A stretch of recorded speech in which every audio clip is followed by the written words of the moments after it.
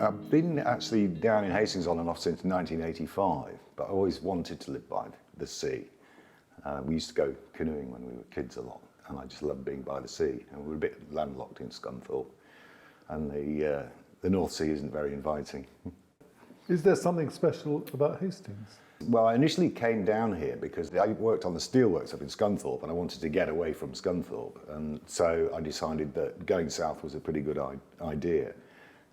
Because I wanted to go to art college down here. That's originally why I came down here, because they had a foundation course, a really good foundation course they ran years ago, and I was lucky enough to hear about it, and that's the initial reason I came down here, was to study art, study painting and drawing.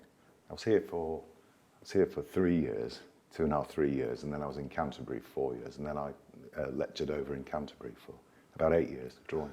It was a great experience. I think I was very lucky because when I went, it was in the mid 80s when I first went there. So it was just before the beginning of the change in secondary education. So we had some great tutors and good tutoring. So it was pretty intense. But if you go back that far, that kind of sense of traditional art schools, you're taught to draw.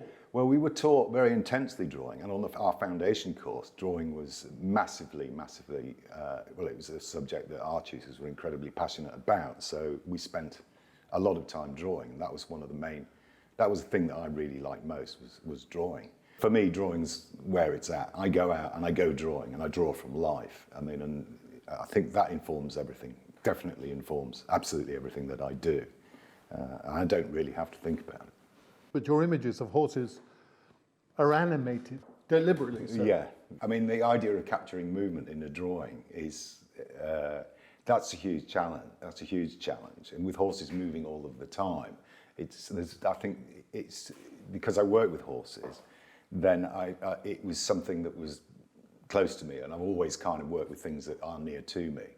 I used to draw pictures of my house and where I lived and my living room. And then of course I came across the horses, and working with horses, then they're there, I work with them. So I started to try to draw them. And what I found with that was that it's very, very difficult trying to draw a horse because they don't keep still.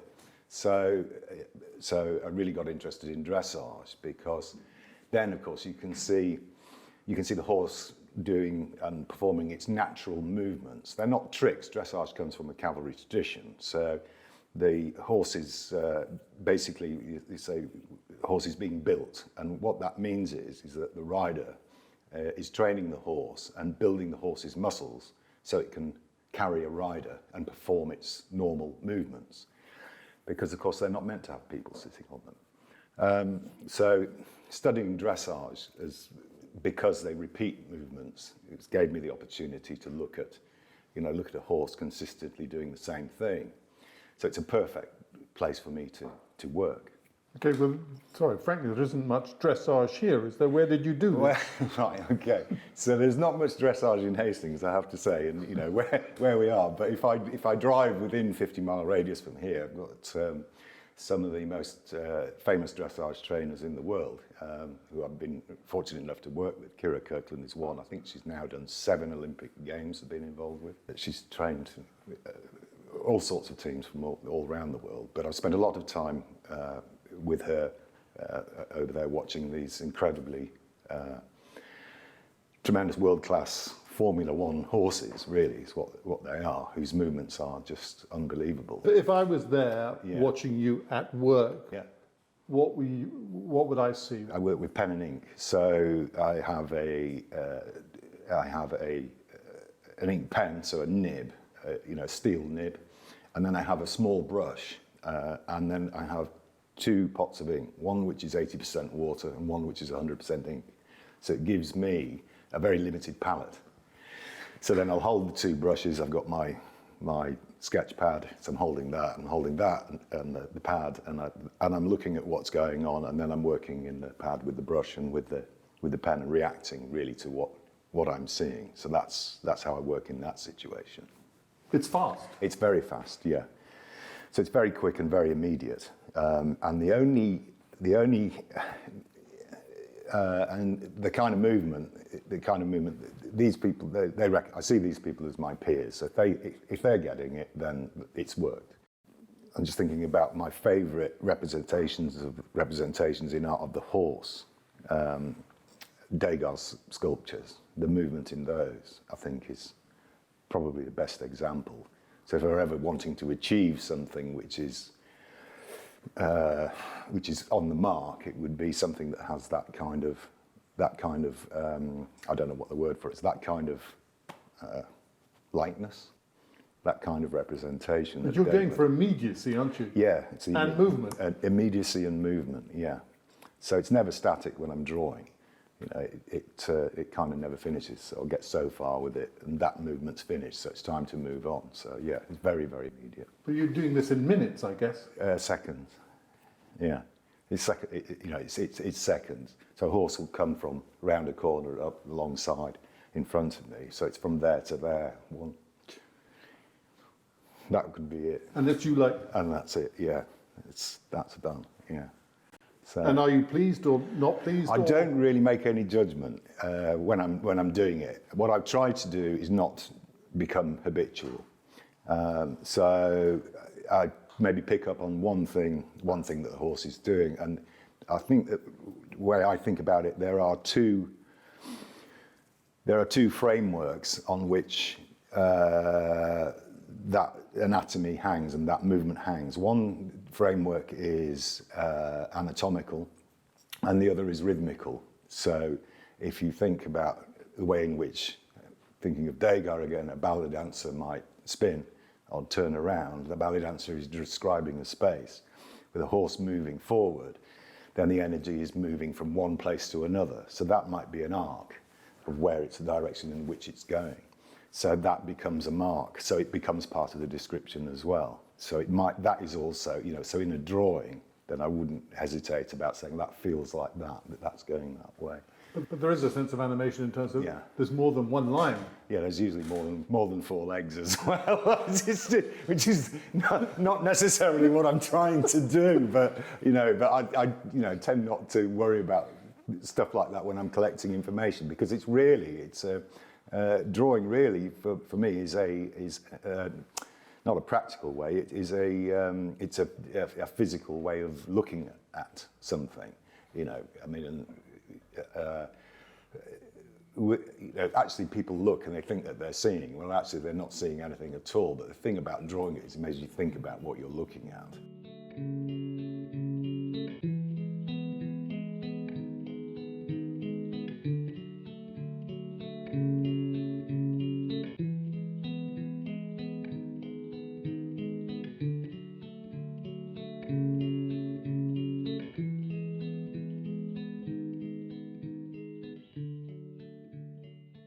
When did you start taking photographs of the sea, and why? In December last year, I had a really awful kind of shock, which I suffer with acute anxiety and depression. And I fundamentally had a really not a very nice breakdown.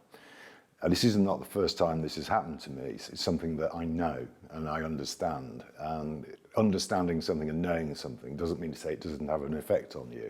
It makes you, it's a pretty miserable place to be. But these things pass. They do pass. So I knew that this would pass, but having something to do and changing how I dealt with that. It's just part, I suppose, fundamentally, it's the part of the way in which I dealt with myself coming out of this awful space and doing something productive with it. So, if you like, taking something which is an incredibly powerful emotion and doing something with it. So I started taking the stills, part of my routine. I thought, well, okay, I need to do some things to make myself feel better and anchor myself to something. So I started doing yoga, was the first thing. I changed everything that I eat. I stopped eating potatoes and I stopped drinking. And then I started going down and taking photographs every day of the sea, because I would be going for a walk. I'd have to go, right, and now I must go and have a walk and take the dog for a walk, and I'll do something while I'm there. And just took some photographs. So that became just what I was doing. So I took a photograph, I'd bring it back to the studio, edit it, and put it on Facebook and Instagram, and just put it up there and see what happened. So I just kept doing that. And so that became my routine, because doing any kind of work, which I would studio-based in the studio, seemed to be a very distant thing to me. But this involved me very much in kind of my way of centering myself and concentrating on something which would take me through this period of time until I felt like a human being again. Did it make you feel better? Everything that I've done has, if I put all of that together, yeah, absolutely extraordinary transformation in myself and how I've been working, and in how this work that I've been working on has actually inspired other people as well, and given other people ideas. What's come out of it is actually not what I expected at all. I hadn't even thought about it. I was just too busy concentrating on what I was doing. So, yeah. Just take me back to that first week when you go down to the sea with Peanut the dog and your camera, and what do you do? Well, beginning of January is pretty grim down there, and I can't say that I wasn't feeling pretty grim myself. So I'm looking at, I'm looking at the sea, and I've got these photographs which I'm looking, and I'm thinking, I've got them in front of me on the screen on the computer, and saying, this is so, I can really push this moodiness with this. And some of the early stuff, some quite strong edits, but really pushing that differential between one thing and another, and pulling out because it can be so plain and so little there and so minimal, but yet so powerful. But I think that the first ones were really, the first ones that I was doing were incredibly painterly. Because, having a background in painting, then the photographs and the way that they're broken up, thinking about Chardin, thinking about those kinds of incredibly powerful still lives, and that composition is actually just the composition itself with the very, very minimal amount of detail. It becomes something that's incredibly moving and powerful. And that the weather it seemed to reflect really how I was feeling, I think, with those, most definitely. Moody. I looked at the photos before coming here, and I thought of Turner. Yeah. Who obviously paints the sea quite often in a wild state. Yeah. And clouds. Yeah. I mean, there are echoes here too. Yeah. There's 5 or 6 of them that are really, really Turner-esque, and actually the colours I've only seen once since December. And it was only one day that it was like it, and it could be the Raft of the Medusa. It could have been a number of things.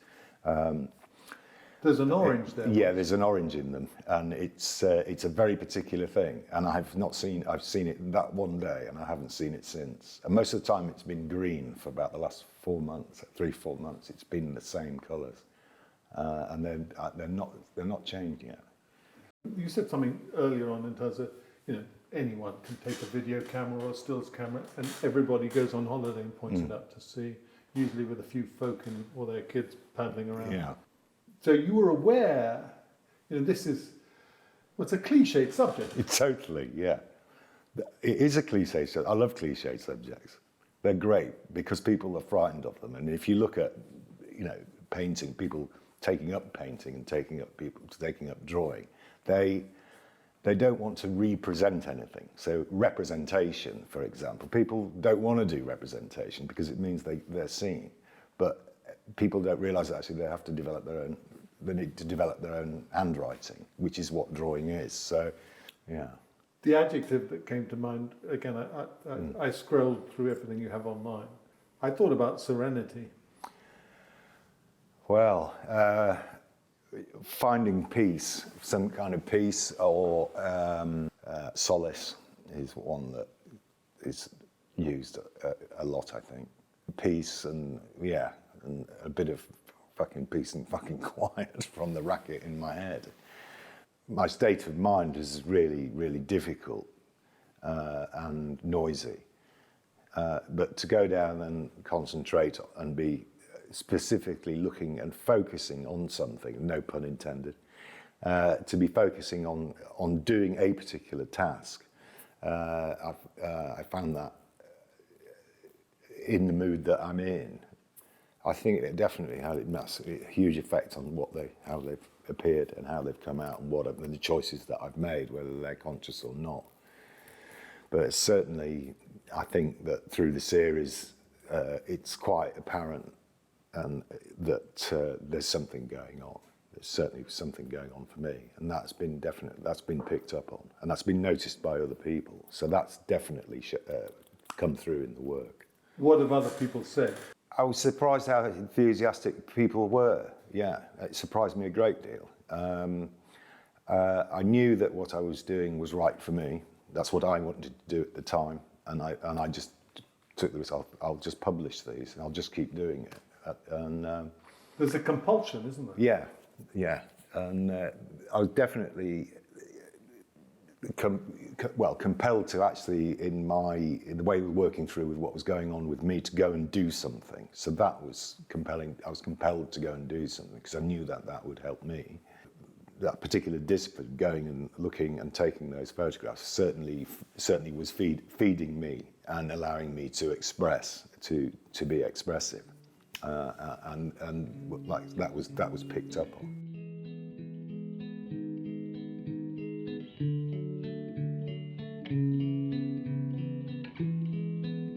Yesterday's a lie, so much sweeter than today. You say there's a correlation between the horse drawings and what I've just seen, for example, the video. Now, can I just comment on the video? Yes. I've seen it a few times. Yeah. And it's quite moving in a way. Yeah. But seeing it again here just now, I had a sense of. I realise it's these are real photos and you immerse in them. Yeah. But there was a sense of animation. It was almost like a cartoon sometimes. I mean, I know they're based on photographs. Yeah. But what have you done actually precisely? Well, when I was approached about this, because when I was approached about this, the song was sent to me. Where I live, I've got a balcony which overlooks the sea, and I'm videoing the sea is a bit dull, really. So I thought, well, I'm taking the photographs. It seems obvious to take single shots, to do a stop frame, if you like. And I've been watching the video and watching this. There's something immersive about them. I found when I did the stop frame, I was surprised at just how powerful it had become. Just looking at that single point, and the camera doesn't move. That I feel that it draws me into it even. So I get lost in it, and I know that when I've been working on this, I could work on it for about 10 or 15 minutes and just have to leave it be, because it's extraordinarily emotional for me to watch it. The video, that is. Yeah. Yeah. Well, it is. It's kind of haunting song. Yeah, it's a most beautiful song, which was an extraordinary event in itself, it happening at all. Well, so tell us about that. Well, the video came about. I mean, I worked with a wonderful musician, a guy called Kevin Armstrong, who has a serious rock and roll and background. He worked with Bowie for many, many years, and Iggy Pop more recently, and many other people. But I had a call from Kevin. Kevin rang me up and said, "Tim, I'm looking at these images that you've been publishing." He said, "They're not ordinary. They're really not." I said, "Well, I know they're not, Kevin." He said, "Do you want to go for coffee?" I said, "Well, yeah, I'd love to go for a coffee." I said, "I'll tell you about it." And he said, "Met for coffee." He said, "Look," he said, "I'm bringing out a new album, and I've got a song which I just think just goes with this perfectly." And I said, "Well, Kevin, I'd love to do that. That would be a fantastic thing to do. Send me the song." And he said, "Look, things being what they are, nobody's got any money." I said, "It doesn't matter. let's just do it, send me the song. Anyway, he sent the track through, and I was just bowled over by it, the track. It's the most beautiful track. And Kevin has got the voice of several angels, and is an incredibly gifted and talented songwriter. And I just heard about the first 8 bars of this, and that just completely floored me. I was so bowled over by its beauty, and I thought, I know exactly what to do with this. And so... Like you, to reduce you to tears. Well, it did reduce me to tears. I just couldn't, it just really did me in. And I thought, this is just absolutely perfect. It's beautiful. Anyway, so I got the camera, went straight onto my balcony and set up a stop frame, a timer. Set a timer on the camera and set it going to take 400 shots. And this was going from daylight into the night, into sunset. I turned the track on in the studio, looked it on the back of the camera and just flipped through the stills on the camera and Kevin's song.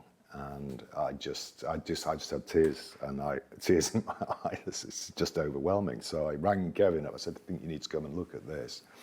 And I did I said, you've got to see this. So he turned up in the studio here.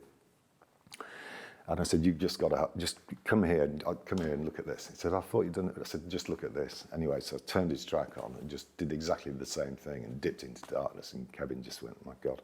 And he says, my hair's just stood on end. You know, it's one of those moments. So I've been just a bit at a time working on that.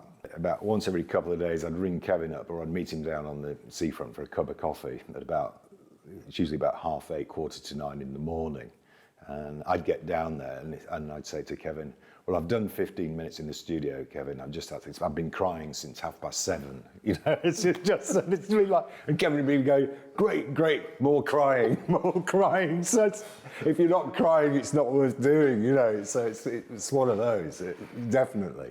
But it's going on to it's on the second edit now. So I mean, I do edit, but there are far better editors than me. So it's now gone on to another guy, Brad, who's got it, who loves the song and loves the video, but he'll polish the heck out of that, and he's got some other clips which I've taken with some very dramatic footage in. It's been cathartic.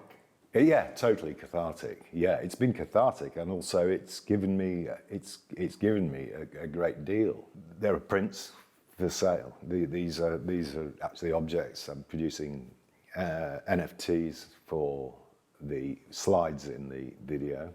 It's been picked up by a wonderful organisation called the Good Governance Institute, business management consultants, and very good too. And they rang me up and they said, the same as Kevin, they said, this work you're doing, it's really quite extraordinary. And they wanted to know what was going on as well. And they are doing their 2021 review. And they said, look, we'd love 100 of those for our 2021 review, 100 of those images. Well, I said, well, yes, of course. And they said, Jaco Maris at the Institute said, do you know what our theme is for this 2021 review is? I said, well, no, what is it? He said, it's flipping the script, which was like, you're joking. He said, flipping the script. I said, well, do you know what's happened? And he said, no, but I've got a pretty good idea, he said. And so that just fell into, it was out of the blue, that fell right in the lap and in the spirit of the way in which I made this work. They picked up on it. And then I thought, well, the Governance Institute, Good Governance Institute's review is it's a book. Yep. A beautiful document, and it's a major thing part of what they do each year. So I rang them back and I said, look, it would be really nice to have, you know, an exhibition for the launch of your review. And he said, that would be wonderful. That would be a brilliant thing to do. He said, look, I definitely want to do it. He said, look, I'll have to speak to my colleagues and I'll get back to you. So I put the phone down. 10 minutes later, I get a message from them saying, what do you need from us to facilitate this happening? And that was it. So I thought, well, they want to do this. So I got in touch with the gallery in Bermondsey, which a few of us know in the neighbourhood here, and Bermondsey Art Space, Project Space, and sent an email to them and said, look, can I come and see you? I want to have an exhibition in September. Never crossed my mind that they might hate everything I do or anything like that. But I arrived up at the gallery and met Mike Von Joel, and it turns out that he works on the same steelworks as me, Norby Park Steelworks up in Scunthorpe. He used to work up there in his holidays. But which was very, very funny, because a friend of mine who was with me, Alan, and the guy who was working with Mike, they just, that was it. We were just talking about blast furnaces and electric arc and piles of soot and dirt. How old were you when you worked at the steelworks? I worked at the steelworks, how old would I be? I'd be about 19. I'm a qualified British steel shunter. And, I knew as much. So when you see BSc after my name, you know what the BSc stands for. British Steel Shunter. Yeah. Seriously? Yeah, I put it. Nobody ever questions. When they ask, I tell them, and they're incredibly impressed, and they just think it's marvellous. Yeah. Well, a real shunter. Yeah, I grew up and drove a train. We're coming to the end here. Why do you think this particular work has struck a chord? I think that this has struck a chord because we've been living through a global pandemic, and I think that people have found themselves being a little bit more introspective than they may have been.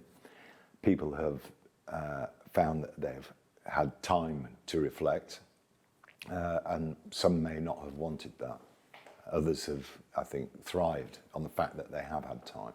And I think for me, it's actually, I've thrived on the fact that I have had time. I think it's reflected the general feeling a lot. It's the general feeling of how people have actually felt in this experience of coming through something, which is incredibly. It's something that we've not experienced. I've not experienced in my lifetime. I think the last time anything like this would have happened would be in the Second World War. So it's been an immense thing. Whether people realise it or not, it's been. I think it's something that's in everybody's. At the very least in people's subconscious, that they're coming through something, that everybody individually is having an experience which they're sharing with other, which they actually are just sharing with other people, and it's one thing that's been on everybody's minds all of the time. Do you feel you've been on a personal journey? Yes, I do, and it's something that I'm glad I've been able to deal with, because the power of emotion is an extraordinary thing, but understanding emotion and having had this kind of thing happen to me before, and having spent time learning how to deal with things and learning how to understand where these things are coming from, I'm very proud of the fact that I've actually been able to get through this and actually come out of it having done something which I think is worthy and excellent. Is it one of the best things you've done? I think so. I think the only other thing that's better than that I've done was lay the courtyard at Somerset House. Did you do that? Yeah. What, with the fountains? With 3 other guys, yeah, 54 fountains, yeah. Did you? Yeah. God. I did that when I was 40. God. How come? I didn't have anywhere to live. I needed some money.